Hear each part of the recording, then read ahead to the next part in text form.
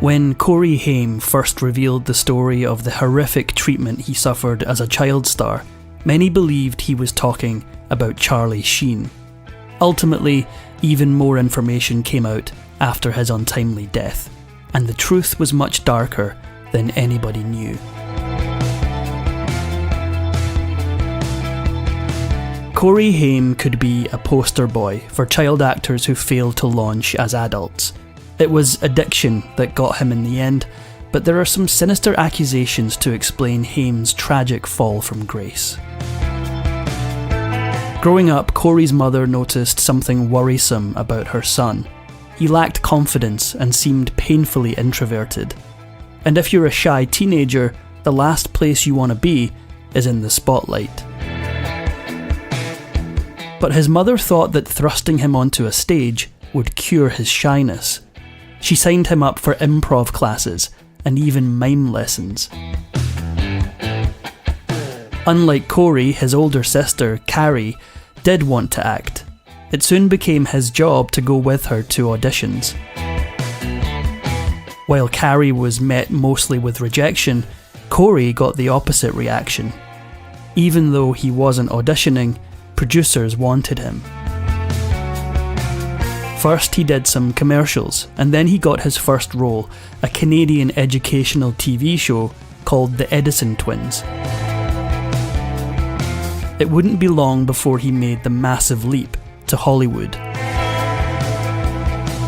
In 1984, when he was 13, he won a role in a movie, a thriller called Firstborn.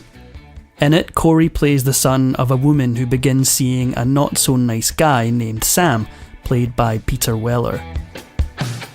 Although this should have been an exciting milestone for Corey, the set of the film proved to be terrifying, all thanks to his co-star's disturbing scare tactics. On his first day on set, Corey made the mistake of trying to compliment Peter Weller on his acting. Weller, who played the boy's violent stepfather, grabbed the barely teenage Corey, threw him against a wall, and demanded that he never speak to him again on set. Weller later blamed his behaviour on his method acting, but Corey found it hard to recover from the ordeal. Even though his parents divorced in 1982, Corey was still hurting. At a crew party for the movie, he watched as his parents danced, but not with each other. On seeing his parents with other partners, he burst into tears. After a handful of small roles, Corey finally got a lead part in 1985's Silver Bullet. Then he won a Young Artist Award for his performance in the TV movie A Time to Live with Liza Minnelli.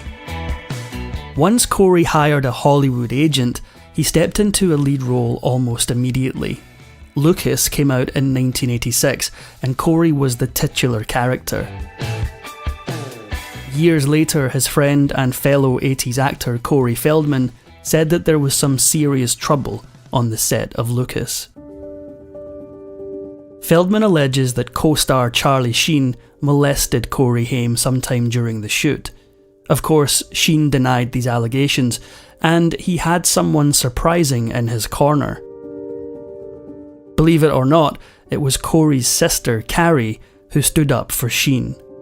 She said that Sheen was too busy with her to be messing with her little brother. The accusation against the actor seemed to disappear. Then, in 2017, Sheen was once again accused of assaulting Corey Haim while filming Lucas. This time the accusation came from actor Dominic Brascia, who worked and became friends with Corey on The Lost Boys. Corey's mother, Judy, decided to speak out. She said that nothing could have happened on the set of Lucas because she would have known about it. She then accused Dominic Brascia of being the one who abused her son. This sounded exactly like what Sheen needed to hear, and that's why some people believe he paid her to say it. In spite of what may or may not have happened on the set of Lucas, Corey's performance ignited interest. With all the excitement around his career, the young actor decided to leave Canada and move to Los Angeles. Around this time, Joel Schumacher was looking for young actors for his vampire film, The Lost Boys. Corey was soon cast, and he met someone who would change his life. Another Corey by the name of Feldman. Most of the other actors in The Lost Boys were old enough to party, but the Coreys just hung out together watching movies. A friendship began to blossom, but it was also a friendship destined for incredible highs and unspeakable lows. The Lost Boys turned out to be a hit, and many still regard it as a classic. The film was also the starting point of a film partnership between Haim and Feldman. It was at this point that people started calling them the two Coreys. Haim had found a friend and someone to star in movies with. What could go wrong? In short, everything. The director of their second film together, License to Drive's Greg Beeman, said that the Coreys liked to goof around on set, and sometimes they would disappear altogether. But he did add that they always showed up for work on time. It sounded like just a couple of teenagers having fun, but there was something much darker going on. License to Drive required Haim to drive a car, but there was a problem. He only had a learner's permit, which meant there had to be an adult in the car when he was driving. To keep within the law, the producers had an adult hidden in the back seat whenever Haim had to drive. But it turned out there were other reasons for Haim not being suitable to drive a car. He later said that while making the film, his struggle with addiction was already an issue. During a stint in rehab, doctors gave him prescription medication to deal with the withdrawal symptoms. Thus began a serious issue with Valium.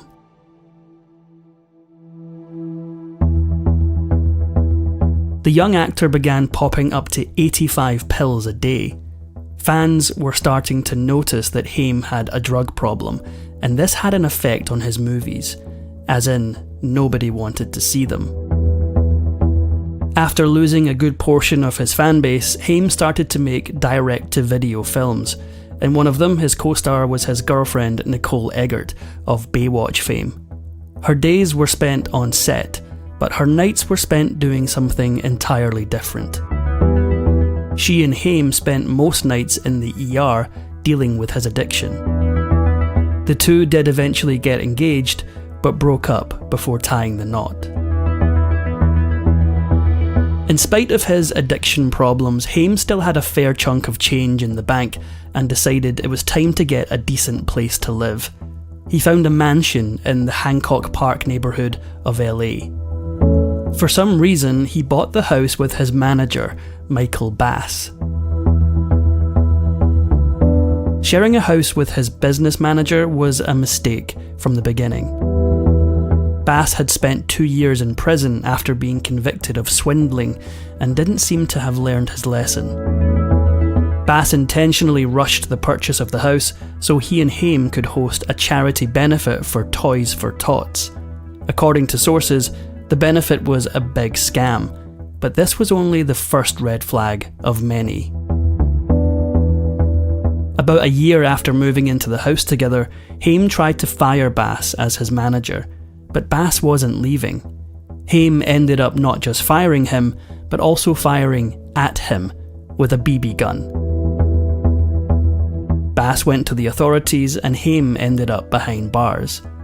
The other Corey had to swoop in and pay $250 to bail him out.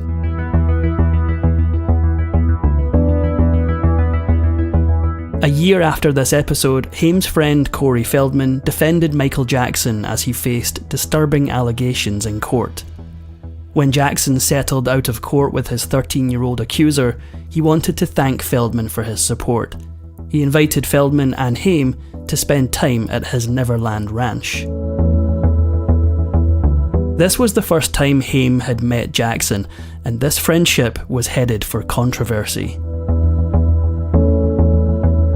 Over the next years, Haim and Feldman appeared in a large number of rubbish straight-to-video films.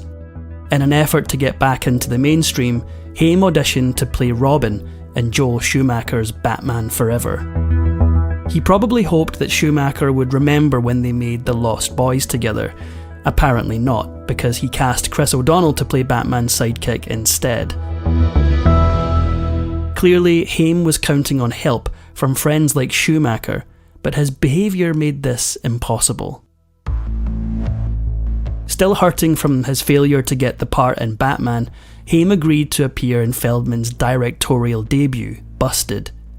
During filming, his addiction spiralled out of control. Even though the film was a silly, low-budget comedy, Feldman took it seriously. He realised that he couldn't have a lead actor who was frequently absent and even occasionally high on set. Feldman had to fire his best friend. In 1996, Haim was about to make Paradise Bar and needed to fill out his insurance form. He hesitated over the question about any pre-existing medical conditions because addiction was on the list. He didn't tick the box, and trouble soon followed. When the producers realised they had a user on their set, they checked Haim's insurance form. They then got Lloyd's of London to sue Haim, and he had to pay them $375,000, all for not ticking a box. Haim simply had to add the money he owed Lloyd's of London to a pile of other debts. He owed the IRS $100,000 and another $100,000 to various other creditors. And what about his assets?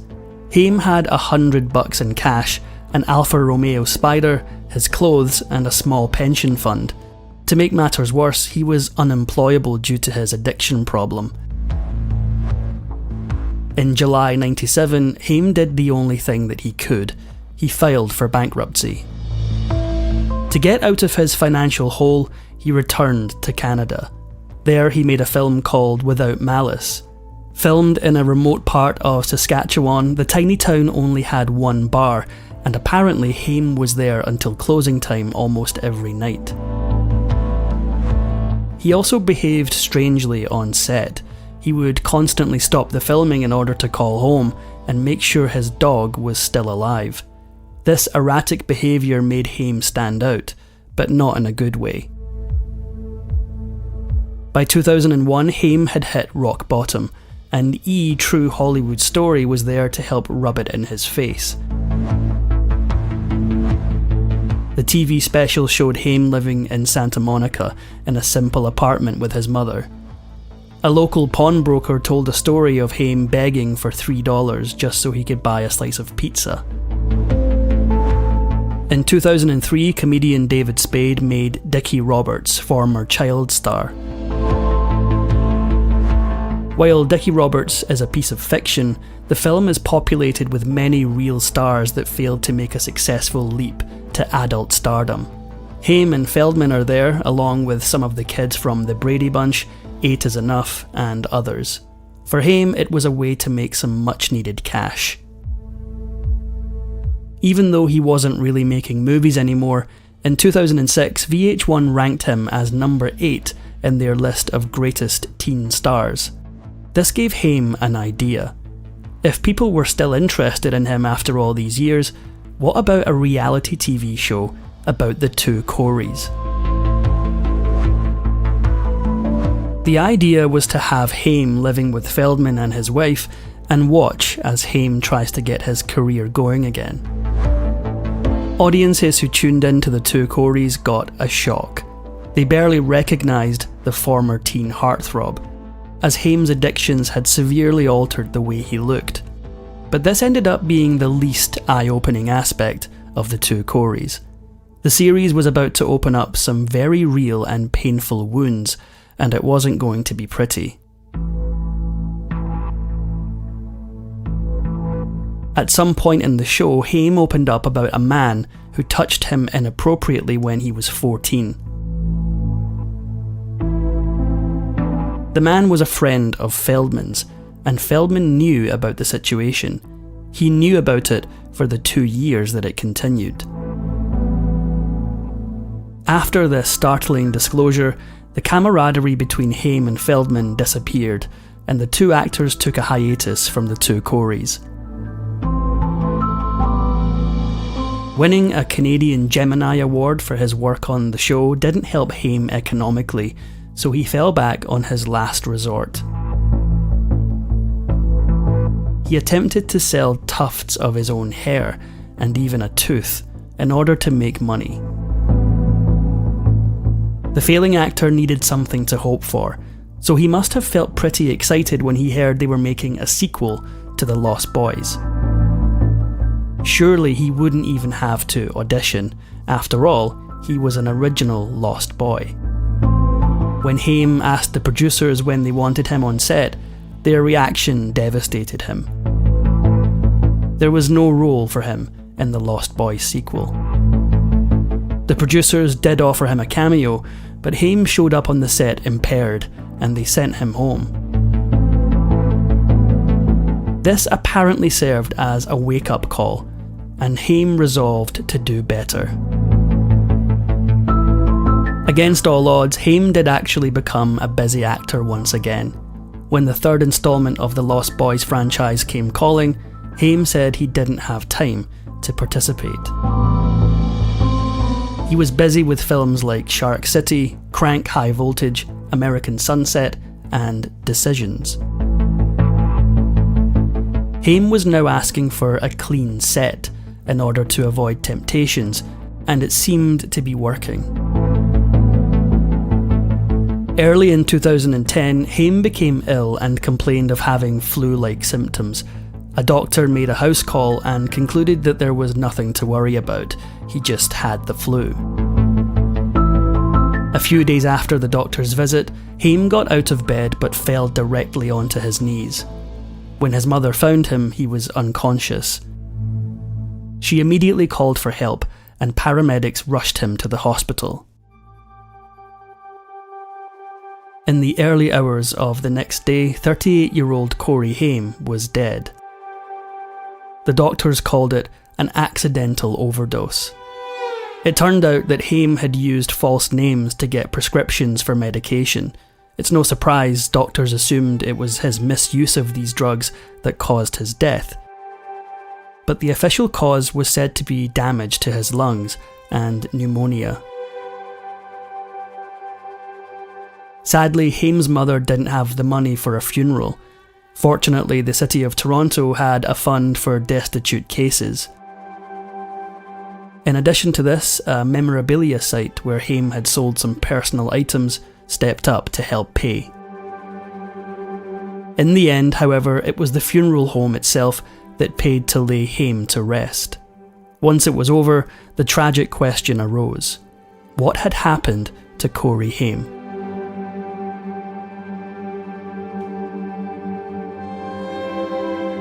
Ten years after his death, Corey Feldman released a documentary about the lives of the two Coreys. In it, there are allegations against many men who Feldman says preyed on one or both of them. Feldman also claims that there is a group called Wolfpack that works on discrediting victims like Haim and himself. While many people find Feldman's accusations far-fetched, others believe that something sinister happened to Haim and Feldman. Feldman says that his visit to Michael Jackson's Neverland Ranch with Haim consisted mostly of go-kart rides and watching movies. Years later, something more disquieting rose to the surface. Producer of the two Coreys, Ed Meyer, says that he has a recording of Haim saying that Jackson had touched him sometime after that initial meeting. Feldman has since stopped defending the now deceased Jackson. He still contends that he and Haim were victims of high-profile predators, and he's convinced that Hollywood just wants to brush what happened to the two teen stars under the carpet. He may have a point. In the year of Haim's passing, the producers of the Academy Awards omitted his name from the in memoriam section of the Oscars. The forgetting had already begun. If you enjoyed this video, please give it a like and subscribe for more videos.